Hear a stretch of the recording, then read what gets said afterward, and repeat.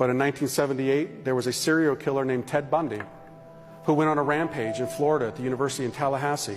And he massacred 2 girls in a sorority house. And he went into another girl's room to kill her. He had the weapon, the blood from the other girls on his hand, on the knife. He barged into the room, and all of a sudden a mysterious force repelled him from the room, and the weapon was thrown out of his hand. Why?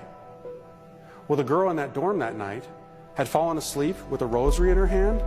Before she went off to college, she said to her mother that I promised to pray the rosary every night before I go to bed as for protection. Well, that night, as often happens, if you try and leave it to the end of the day, you're going to fall asleep. She fell asleep. When the cops came, they saw the girl in a basically catatonic state. She was like paralyzed with fear.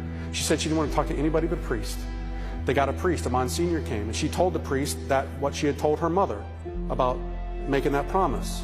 Years later, when Ted Bundy was on death row, he asked to speak to a priest. Guess which priest came? The same one. And they had a little conversation. And Ted Bundy said to him, you know, there's something I don't understand. That last night, that was the last killing that he did. I had killed those 2 girls, and I went into the other room, and some force threw me out of the room and threw the weapon out of my hand. Can you explain that to me? Actually, I can. That's what the priest said. He said, I talked to that girl that night.